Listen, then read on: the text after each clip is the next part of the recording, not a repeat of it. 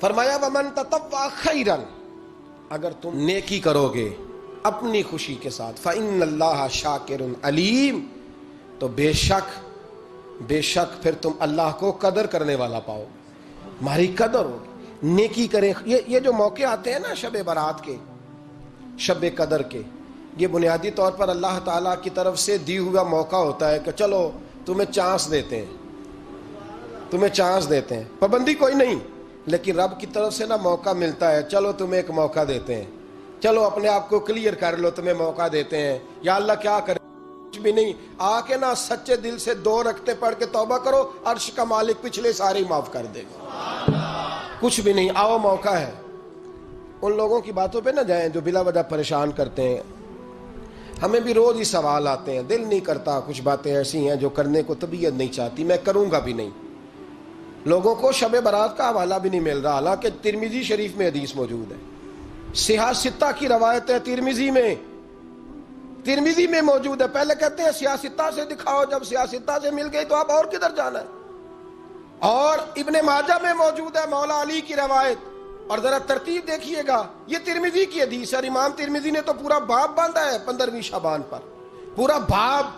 اب تمہاری مرضی ہے اگر تم نہیں بات کو سمجھنا چاہتے، لیکن میں نے پہلے بھی کہا تھا، پھر کہتا ہوں، اگر ہمیں کوئی شخص کہتا ہے کہ شب برات کو اٹھ کے نفل نہ پڑھو، تو بھائی نفل ہم نے پڑھنے اللہ کی رضا کے لیے، ہمیں کسی بندے سے ڈگری لینے کی ضرورت نہیں، نہ تو ہمارے اور رب کے درمیان معاذ اللہ کوئی وسیلہ ہے کہ تو کہے گا تو پڑھیں گے، جب دل کرے گا پڑھیں گے، اور جتنے دل کرے گا پڑھیں گے۔ ہم تو نفل کہہ رہے ہیں اس کو، ہم نے کب کہا ہے ضروری ہے جو عشاء پڑھ کے سو جائے فجر تک سویا رہے، ہم اس کو گناہگار نہیں کہہ رہے، لیکن یہ ضرور کہیں گے کہ گولڈن چانس مس کر دیا اس نے، چانس مس کیا ہے، یہ تو اللہ کی رحمت کا موقع تھا۔ حضرت سیدہ عائشہ صدیقہ رضی اللہ تعالی عنہا ارشاد فرماتی ہیں کہ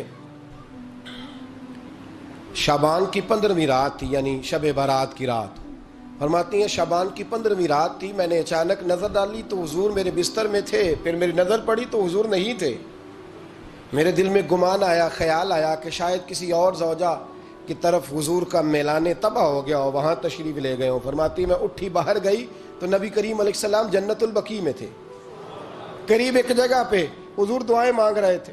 فرماتے میں گیا تو حضور فرمانے لگے، ابو بکر کی بیٹی تو نے کیا گمان کیا کہ اللہ کا رسول تیری حق تلفی کرے گا؟ عرض کی حضور آپ مالک ہیں، کہیں اور جانا چاہیں تو میری طرف سے پابندی نہیں۔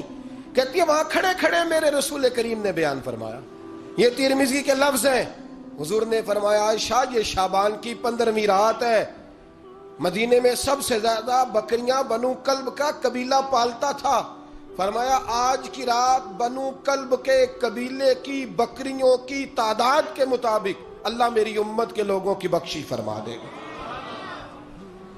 یہ وہ رات ہے۔ جناب عائشہ صدیقہ رضی اللہ تعالیٰ عنہ نے بات رات کو سنی تنہائی میں، نبی پاک سے رات کو تنہائی میں حضور سے سنی، سویرے جناب عائشہ نے کل امت کو بتائی۔ اگر یہ بات اہمیت والی نہ ہوتی تو بی بی صاحبہ آگے روایت کرتی، یہ کتابوں میں آتی، یہ لوگوں کو بتاتی۔ حضرت عائشہ نے روایت کیا اور مولا علی شیر خدا نے تو کھل کے کہا، ابن ماجہ میں حضرت علی سے پیار کرنے والوں کے لیے الگ عنوان، مولا علی نے کھل کے فرمایا شعبان کی 15ویں رات کو رات عبادت کرنا اور سویرے روزہ رکھنا۔ حضرت علی کے لفظ بائی نہیں سیاستہ میں، رات کو روز عبادت کرنا، دن کو روزہ رکھنا۔ ویسے تو رب کریم ہر روز تہجد کے وقت پہلے آسمان پر نزول اجلال فرماتا ہے اور لوگوں کو فرماتا ہے کوئی بخشش مانگنے والا؟ اور فرمایا ہر روز تہجد کے وقت یہ اعلان ہوتا ہے، پر شب برات کو نا شروع رات سے یہ اعلان شروع ہو جاتا ہے۔ ادھر دیکھو میری طرف، مغرب سے اعلان شروع ہو جائے گا۔ اللہ کرے آپ کو سمجھ آئے، اللہ کرے آپ کو، اور بھائی یہاں باہر لوٹ سیل لگ جائے، یہاں ابھی سیل لگ جائے، 5000 والا جوڑا 1500 میں، تو رش ختم ہوگا۔ اور بھائی اگر یہ لگ جائے، چلو یہ تو دور کی بات ہے نا، ہم تو لنگر والے لوگ ہیں، اگر لنگر کا اعلان ہو جائے کہ بڑا تگڑا ہے، بڑا تگڑا، ہمارے ہاں تو شادی کی روٹی کھلتی ہے تو لوگ آخری روٹی سمجھ کے کھاتے ہیں، کہ شاید اللہ ماشاءاللہ یہ آخری ہے، اس کے بعد نہ ملے گی۔ جب اعلان ہوتا ہے اور دعوت ہوتی ہے کہ کھلا ہے جی کھاؤ، کیا حشر ہوتا ہے، کیا انداز ہے۔ مولا علی شیر خدا حدیث روایت کرتے ہیں، رنگ کیا ہے؟ فرمایا باقی راتوں میں نا تھوڑا سا پیکج ہوتا ہے، تھوڑا سا، آخری حصے میں رات کے شب برات کو نہ رات چڑھتے ہی اللہ پہلے آسمان پر جو اس کی شان کے لائق ہے نزول جلال فرماتا ہے، اور پہلا جملہ یہ فرماتا ہے کوئی معافی مانگنے والا؟ اللہ کرے آپ کو سمجھ آئے، یعنی معافی دینے والا کہہ رہا ہے چلو آؤ ادھر، آؤ ذرا معافی مانگو، میں معاف کرنے آیا ہوں، مانگو معافی۔ ہے کوئی معافی مانگنے والا؟ معاف کر دیں گے۔ اور آپ فرماتے ہیں ہے کوئی رزق مانگنے والا؟ وہ جو بڑی درخواستیں دیتے پھرتے ہیں نا مختلف اداروں میں، وہ ایک درخواست نا کل شب برات والی رات بھی دیں۔ اللہ کرے آپ کو سمجھ آئے۔ وہ جو کہتے ہیں نا بڑی بڑی کمپنیوں میں نے اپلیکیشن جمع کرائی ہے تو کہیں کام نہیں بن رہا تو نسخہ دے رہا ہوں، ایک اپلیکیشن کل رات بھی جمع کراؤ انشاءاللہ کام بن جائے گا۔ اور میں نہیں کہہ رہا، مولا علی شیر خدا فرما رہے ہیں، اور وہ خود نہیں فرما رہے، وہ نبی پاک کا فرمان نقل کر رہے ہیں، اور وہ رسول اللہ صلی اللہ علیہ وسلم کی بات نہیں بیان کر رہے۔ وہ کہتے ہیں رب فرماتا ہے کوئی روزی مانگنے والا؟ سارے سیٹھوں، نوابوں، جاگیرداروں کے پاس جا جا کے تھک گئے ہو، ایک دن میرے کہنے پر، ایک رات، ایک دیہڑی ذرا شب برات والی لگا کے تو دیکھو۔ پر شرط یہ ہے کہ یقین کامل ہو، ارادہ یہ، مطلب اللہ معاف کرے آپ نے ناراض نہیں ہونا، لیکن وہ ماحول اس طرح کا ہے کہ شب برات کو ایک دو ساتھی کو کہا رات کو عبادت کر کہتے جی وہ تو ٹھیک ہے پر سویرے چھٹی نہیں، کام کرنا ہے۔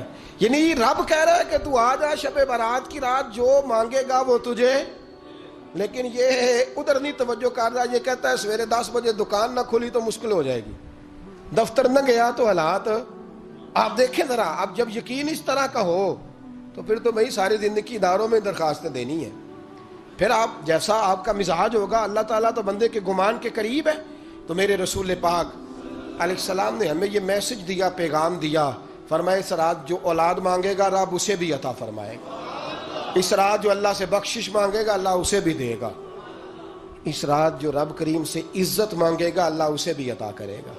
شارحین نے لکھا اس رات جو رب سے پردہ پوشی مانگے گا اللہ اسے پردہ پوشی بھی عطا کرے گا، جو جنت کا سوالی ہوگا رب اپنے فضل سے عطا فرمائے گا۔ کوشش فرمائے، کوشش فرمائے۔